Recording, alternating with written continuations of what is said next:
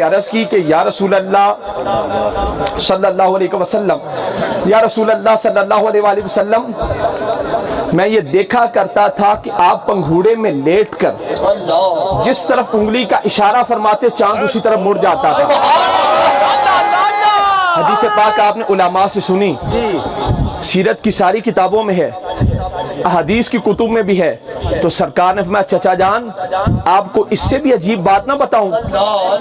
حضرت عباس نے عرض کی یا رسول اللہ میرے اسلام لانے کی وجہ یہ بنی تھی کہ میں یہ دیکھا کرتا تھا جب آپ پنگھوڑے میں لیٹے ہوتے تھے جس طرف آپ انگلی کا اشارہ فرماتے چاند اسی طرف مڑ جاتا تھا۔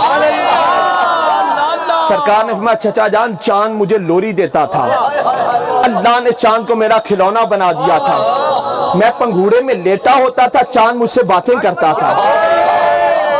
لفظات غور کرو، میں پنگھوڑے میں لیٹا ہوتا تھا چاند مجھ سے باتیں کرتا تھا۔ سرکار نے فرمایا چچا جان اس سے بھی عجیب بات نہ بتاؤں کہ جب عرش کے نیچے جا کر سورج سجدہ کرتا ہے میں اس سجدے کی آواز بھی سن لیتا تھا۔ فرمایا اس سے بھی عجیب بات نہ بتاؤں کہ جب میں اپنی والدہ کے شکم میں تھا میں لوح محفوظ پہ چلتے قلم کی آواز سن لیتا تھا۔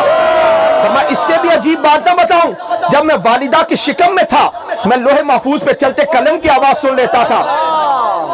ساڑیاں ماما پہنا ہماری مائیں بہنیں گھر میں بچے کو لٹا کر کھیت میں خامند کو کھانا دینے کے لیے جائیں یا بازار سے سودا لینے کے لیے جائیں، اتھے نو خیال آئے کہ میرا بچہ گھر وچ اٹھ گیا ہوئے گا کہ بازار وچوں لوری دینا شروع کر دے، یا خامند نو کھیت وچ کھانا دین گئی اتھوں لوری دینا شروع کر دے، تے تسی کی آکھو گے اے عورت بڑی پاگل ہے بھی تو لوری کیوں دے رہی ہو؟ آکھے گی کہ میرا بچہ رو رہا گھر تے اٹھن دا وقت ہو گیا ہے، تے تسی آکھو گے تو کتنی نادان ہے، تیرا بچہ کون سا لوری کو سن رہا ہے، تیرا بچہ کون سا لوری کو سن رہا ہے۔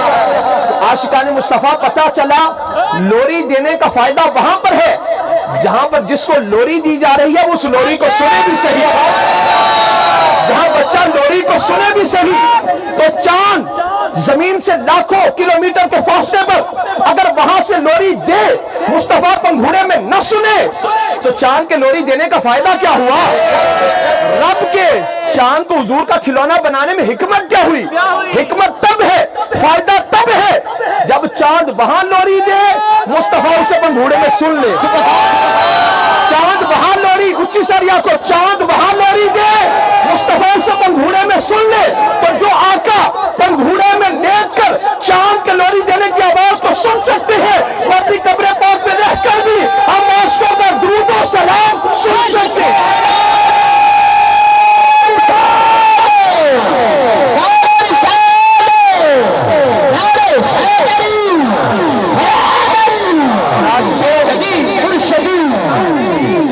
یہ تو ہے بچپنے کی طاقت، یہ تو ہے بچپن کی طاقت۔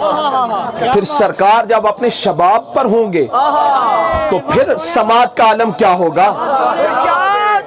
ہمیشہ کانوں کی سماعت کم ہوتی ہے، یہ ایک اصول ہے، آنکھوں کی بینائی زیادہ ہوتی ہے، آنکھوں کی بصارت زیادہ ہوتی ہے۔ دور دو بندے کھڑے آپس کی گل بات کر رہے ہیں نا، اگرچہ تسی انہاں دی گل بات نہ سن سکو پر تسی انہاں نو ویکھ لو گے۔ دور دو بندے کھڑے باتیں کرے آپ اگرچہ ان کی باتوں کو سن نہ سکو پر آپ ان کو دیکھ لو گے۔ پتہ کیا چلا؟ آنکھوں کی بصارت زیادہ ہوتی ہے، کانوں کی سماعت کم ہوتی ہے۔ آنکھوں کی بینائی زیادہ ہوتی ہے، کانوں کی سنوائی کم ہوتی ہے۔ آنکھوں کی طاقت زیادہ ہوتی ہے، کانوں کی طاقت کم ہوتی ہے۔ حضور نے اپنی مبارک اکھان دی طاقت نہیں دسی، حضور نے اپنی مبارک آنکھوں کی طاقت نہیں بتائی، حضور نے بتائی ہے کانوں کی طاقت، مبارک کانوں کی طاقت۔ تو آنکھوں کی طاقت تو کانوں سے بھی زیادہ ہوتی ہے۔ جس نبی کی سماعت کا عالم یہ ہے پھر اس کی بصارت کا عالم کیا ہوگا؟ جن کے کانوں کی سنوائی اتنی ہے پھر اس آقا کی آنکھوں کی بنائی کتنی ہوگی؟ جن کے کانوں کی طاقت کا یہ عالم ہے پھر ان کی نگاہ کی طاقت کا عالم کیا ہوگا؟ اور عاشقوں ہمارا بچہ قلم لے کر تختی پر یا کتاب پر لکھے، قلم بھی مادہ ہے، تختی یا کتاب بھی مادہ ہے، مادہ ہے، مادے سے مادے پر لکھا جا رہا ہے، آواز پیدا ہوتی ہے بہت کم، اگر کوئی قریب ہو کر سنے پھر سنائی دے گی، کچھ فاصلے پر چند فٹ بچہ دور جا کر لکھنے لگا تو آواز نہیں سنائی دیتی۔ قلم بھی نور، لوح بھی نور، ادب توجہ رکھو بھئی، قلم بھی نور، لوح بھی نور، نور سے نور پر لکھا جا رہا ہے۔ انجے جی میں کوئی ہوا وچ اشارہ کرے کہ آواز پیدا نہیں نہ ہوندی، تو جب قلم سے لوح پر لکھا جا رہا ہے، نور سے نور پر لکھا جا رہا ہے، وہاں تو آواز پیدا ہی نہیں ہوتی۔ آپ کے کندھوں پر جو دو فرشتے ہیں یہ ہر وقت لکھتے رہتے ہیں، تو آڈے چو کدی کسی نے انہاں دے لکھن دی آواز سنی؟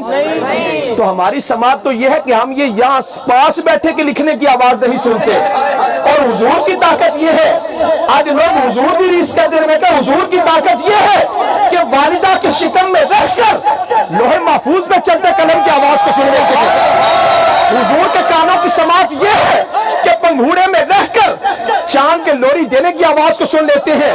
پر گل ہے سمجھ انہوں آئے گی جنہیں دل میں عشق مصطفیٰ کی شمع روشن ہوئے گی۔ کیوں؟ کیونکہ عشق کتاباں وچ نہیں لگتا، عشق کتاباں وچ نہیں لگتا، نہ دولت ہر ہاتھ آئی، نہ شمع جلے ہر دل وچ، نہ ہر گھر وچ روشنائی